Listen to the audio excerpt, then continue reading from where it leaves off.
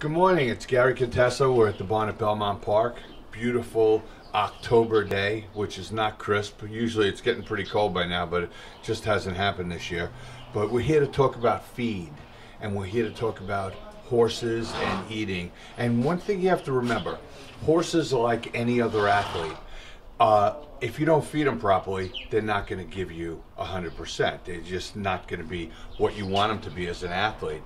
And the other thing you have to understand about horses is we took them out of their natural environment, which is running wild, out in the wild, eating grass, eating roots, chewing bark off of trees, and eating pretty much all natural.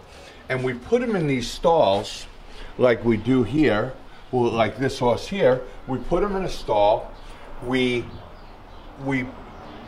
keep them in that stall about 22 hours a day, 21 hours a day. And amazingly, they're happy being that way. But we also introduce them to foreign feeds. I mean, if you look over here, we put a hay rack on the horse's stall. It's dried, cured hay. This is a horse in the wild is never going to see dried, cured hay. But this is how we feed a horse, because we have to transport that feed to the racetrack. So dried, cured hay is what we feed them, rather than lush, wet, moist grass like they would get in the wild. And we also feed them regular feed, a grain. Now, horses in the wild are not going to have grain. They're going to eat lots of things that Mother Nature provides for them, but they're not going to be eating barley and corn. So let's talk a minute about what we do feed horses. I'm going to bring you over to my feed room, and we'll talk a little bit about this. This is our feed room. Most feed rooms are inhabited by mice, because we have the fattest mice on the racetrack that live here, and they love this stuff, and the horses seem to love it too. And what it is, we feed a well-balanced diet to our horses that includes vitamins and minerals and salt. And we have a staple. We have a feed that is the staple of our feed program. And this is it right here. And this is the staple of our feed program. And if you look closely, we have oats in here, and these are crimped oats because they're opened up so that the horses can ingest the middle of the oat, and that's the most healthy part.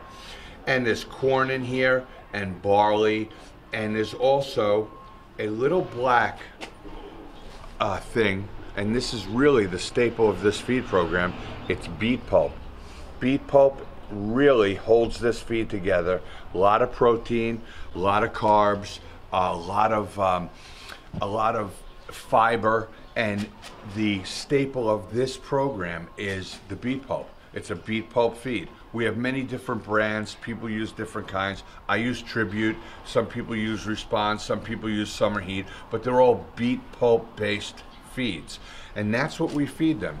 But you can't just take this feed, even though it's a well-balanced feed, and it will give the horses most of what they need.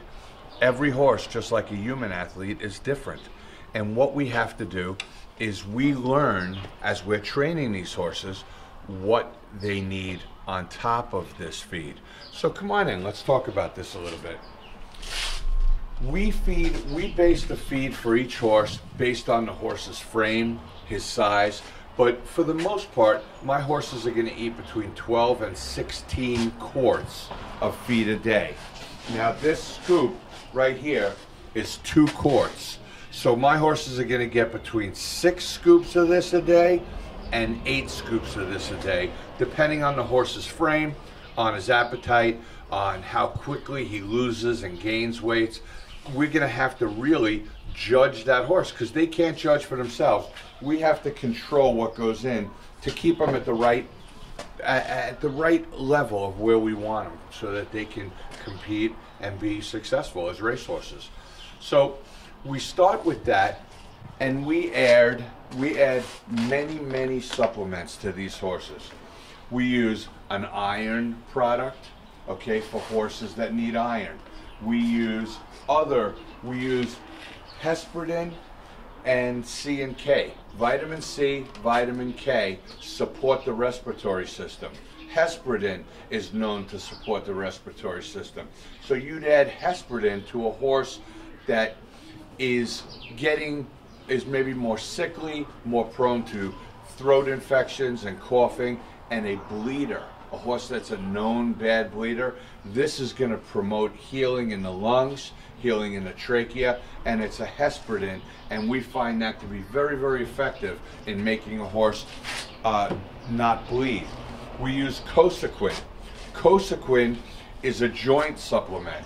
We'll add Cosequin to horses that maybe have an ankle issue, or an arthritic knee, or a hock problem.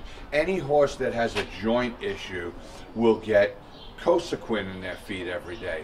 The Cosequin replenishes the joint fluid in that joint, whether it's an ankle, a coffin joint, a knee, wherever, and it will make the horse be a healthier, happier, jointed horse. And it's not cheap. It's not cheap. The supplements are not inexpensive, as you know, by going to GNC. But it's certainly, the outcome is worthwhile. We have other products.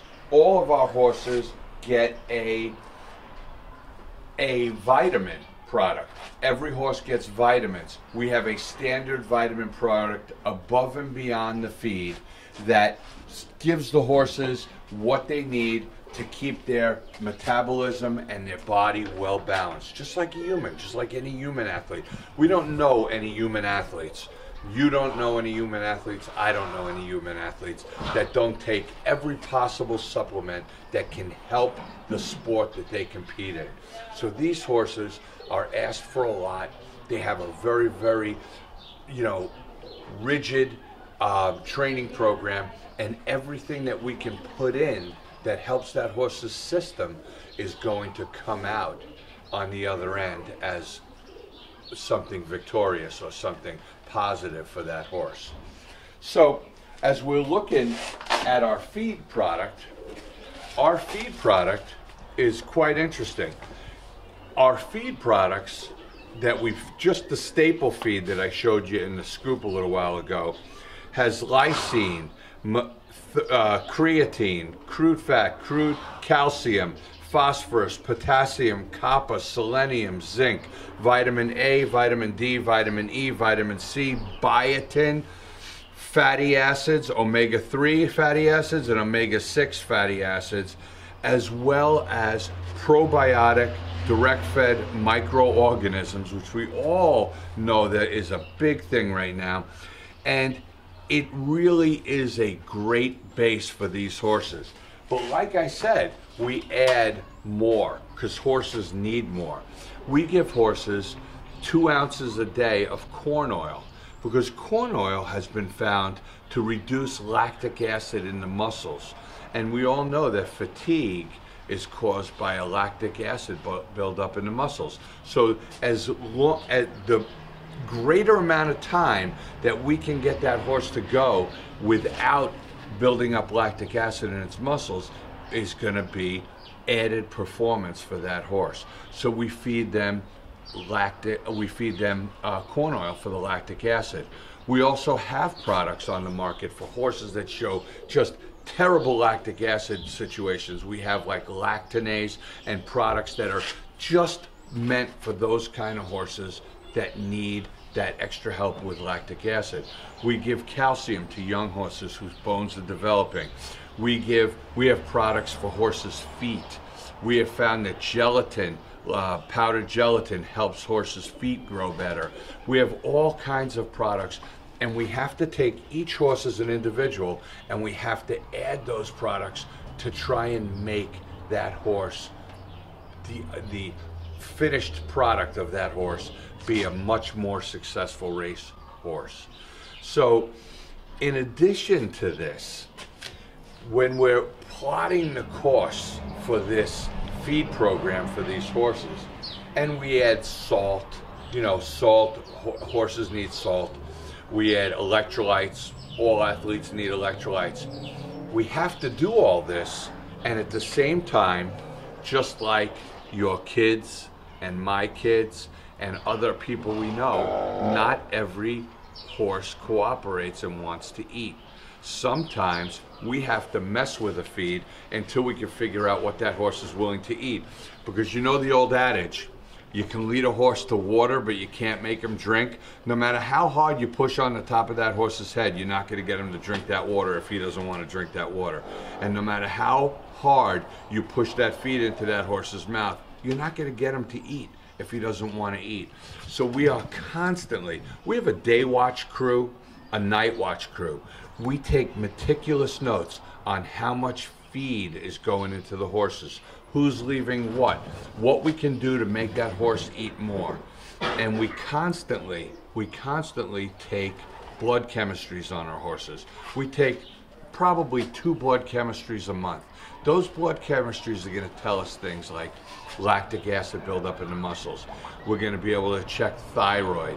We're going to be able to check red blood cells, white blood cells. We're going to be able to check many things with the blood chemistry, and we'll take that blood chemistry, use it to our advantage, and find that horse a supplement that's going to make him a better horse, that's going to enrich his blood that much more and make him perform during a race that much more. So we're constantly fighting the fight. I'll show you something here. We have some horses that just plain won't eat. We got fillies especially that can be very picky. And you know the old commercial, hey, if Mikey eats it, it must be okay. Well, we have a few Mikeys here. We have a product here.